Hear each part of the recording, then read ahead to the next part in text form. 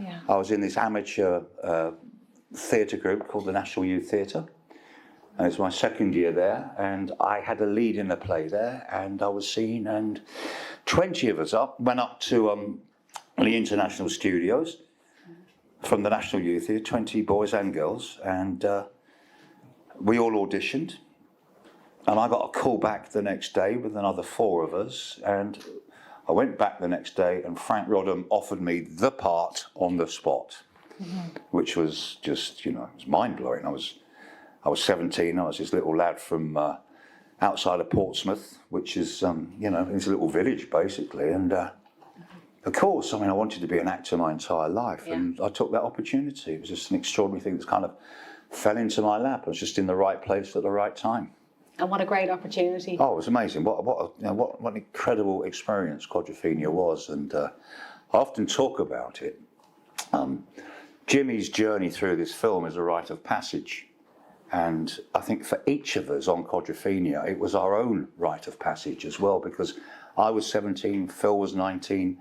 I think the old geezer on it, of course, was that fella Gordon Sumner.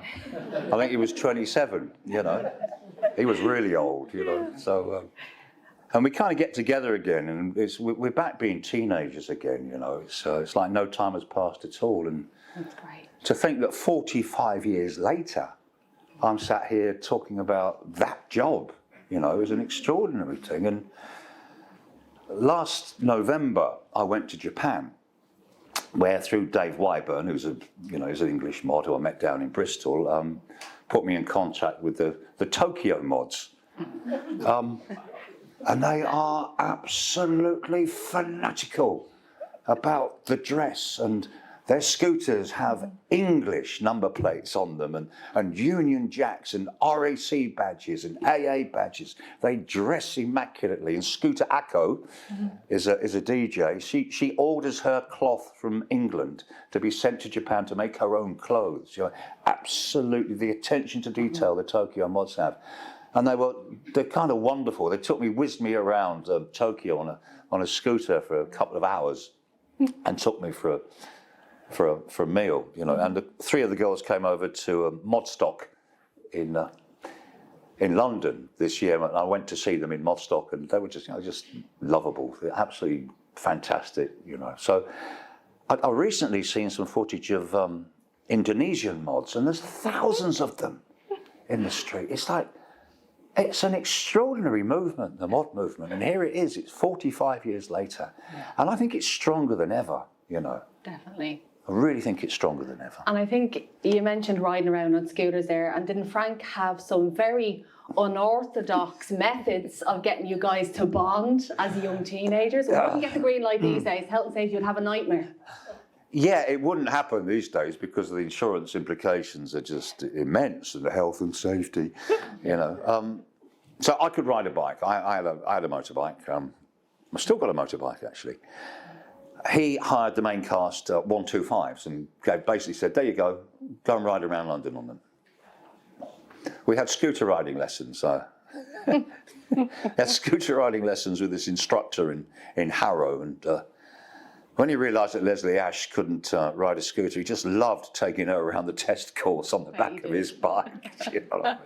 That's all he really did, really. That was... We spent about, it seemed like 6 weeks, it was probably only a fortnight or so, but spent a lot of time with each other, hanging out with each other and going to parties and going to venues and learning the dances and scooter riding lessons, and it was a fantastic time. And I saw an interview with Frank, and he mentioned that you almost quit early doors, but he had a Sex Pistols type bribe ready in his back pocket. He wanted me to do something I didn't particularly want to do, and it was kind of a bit mind-blowing, and I was... Basically, he wanted me to be in a scene and show my bum, really, is what he wanted to do. And I didn't want to do it because I thought my mum will be really embarrassed. I was 17 years of age. And, reaction.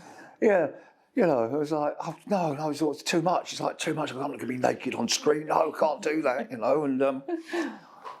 and he went, okay, that was another occasion. Okay. He gave me Johnny Rotten's shirt, John Lydon's shirt. It's a public image shirt with John's own artwork on it, and he gave that to me and said, "There you go, thank you very much." When I'd completed the scene, you know. The other moment I almost quit was I was always getting into trouble. I was really clumsy. I still am. At 17 years old, I was always falling over and scuffing my knees and ripping the suits, and you know,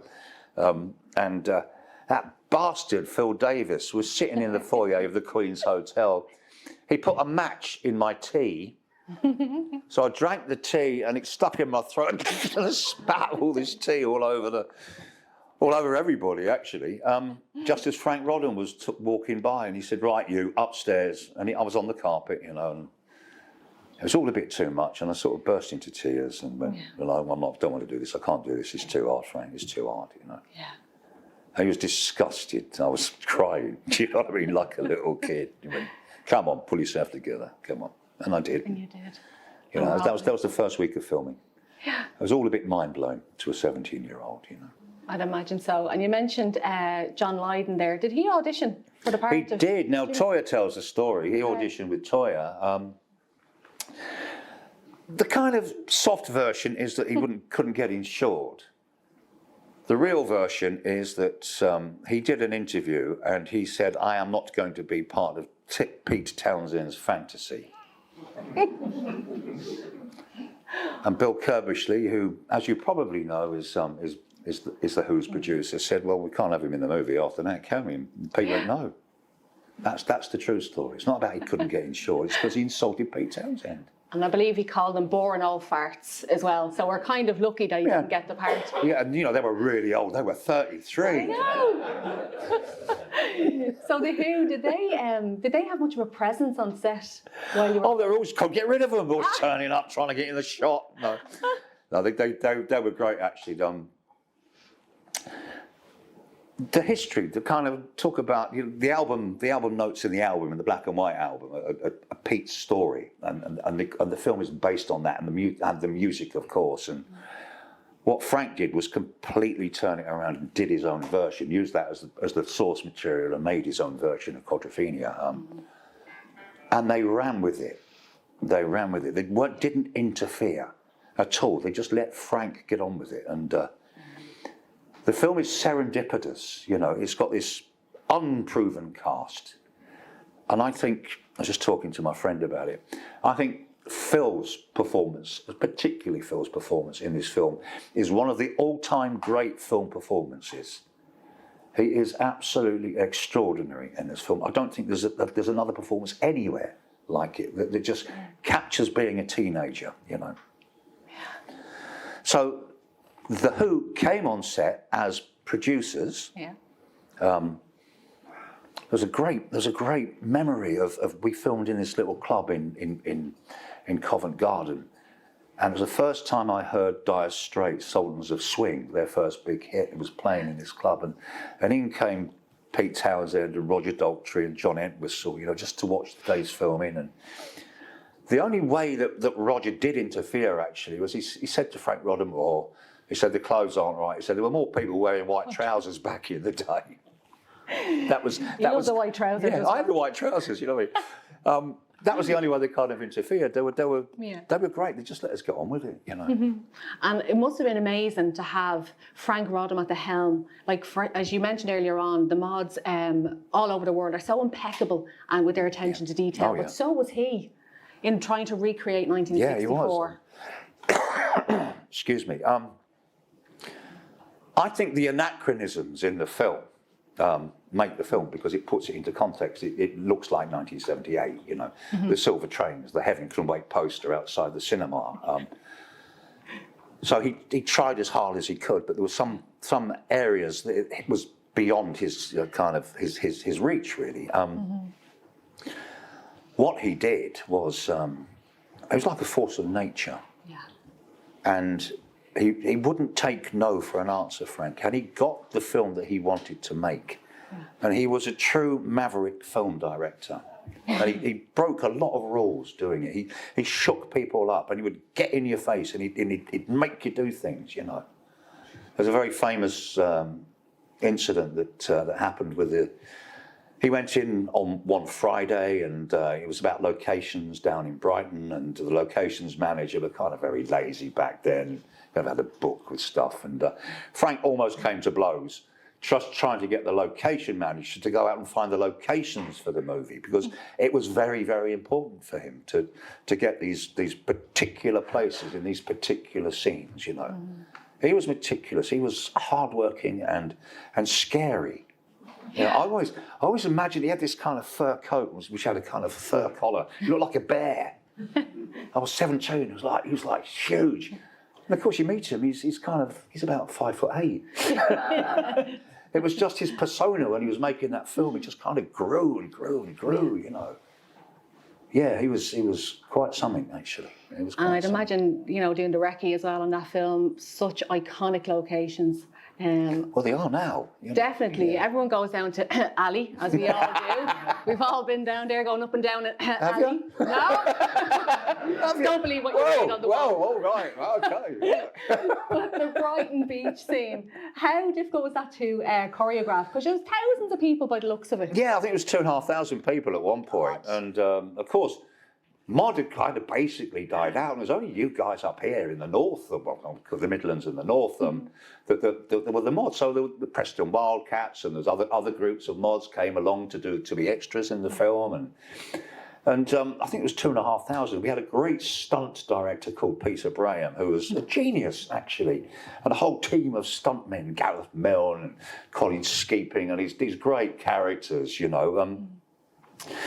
And the fight scenes and the riot scenes, they're all kind of 20 seconds, 30 seconds. They're not long, but they were ultimately choreographed. And the story I always tell, you probably heard it, is there's a lot of stone throwing goes on the beach. And what they didn't use stones, they have these piles of potatoes that we'd throw at each other instead. But you get hit in the head by a spud, a King Edward, it still hurts, you know. That's brilliant. Nobody got hurt in the fight scenes. I saw 3 mods mucking about, and one of them tripped and fell over and broke his ankle. That was the only mods, the same mods who were dressed up as mods. That was the only accident I remember from the filming, you know, because it was so tightly kind of organised. And I think it was Jeff Dexter, I can't remember his name, 60s mod kind of DJ who choreographed those dance scenes. Yeah, he did. Yeah, it was cool. Like? Yeah, Jeff was cool, man. Yeah, absolutely. Any good dancers? Any bad dancers? Say nothing. We all know who that is. Yeah, there we go. But you know, hey ho. I think you know what I'm talking about, don't you? Was it as sweaty as it looked? It looked very intense in those dance scenes. Those dance scenes? People, yeah. They were great fun. You know, we did those dance scenes. We didn't do it in Brighton. We did it in the Southgate Royalty. Okay. And we were there for 3 days. And brilliant. One song, Green Onions, playing for 3 days, 40 times a day. It was like... Over it now. And everyone always asks, did you get to keep any of the clothes? Like those trousers you're... Oh man, I'll tell you what, I bought a load of clothes at the end of the film. I bought parkas and leather coats and jeans and shirts, and they've mostly all gone.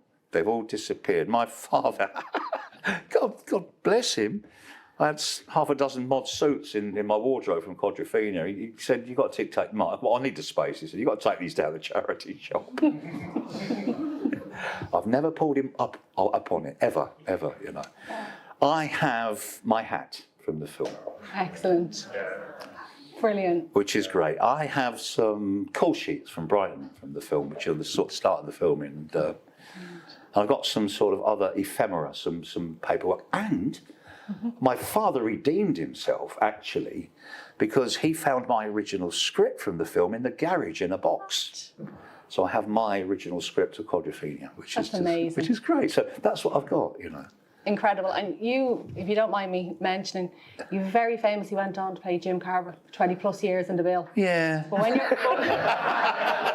Hello? But when you're walking down the street, people tend to shout, Jim or Dave, which is the... Now, excuse my language. I was walking down the street with my then partner and my daughter, and someone went, Carver, you cunt! Oh my my God. And I started laughing. My partner, she looked at me and stormed off. It was like it was my fault, you know. You tell him to say it. Oh, But I didn't always get that reaction, of course, you know. I had a really funny one. There was a guy pulled up in a van next to me, and he looked at me and went, and just drove off. Oh my God! You go bottle and sell that. Yeah, and people obviously back then, because I'm not so current now. People would recognise my face and go, "Don't I know you? Yeah. Did you used to be my housing officer? Did you used to drive a GPO van?"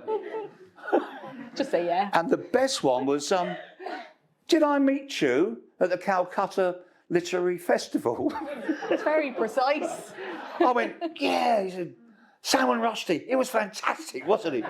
And she looked at me and went, so Brilliant. So, you know, so it's that thing. Yeah. But it's part of being the moving wallpaper in people's living rooms when you do those long-running shows, you know. So they kind of know you, you know. And Quadrophenia, here we are. We're still celebrating it, and people are still discovering it. Why do you think it resonates so much with everybody? How long have you got? As long as you have. Let's go.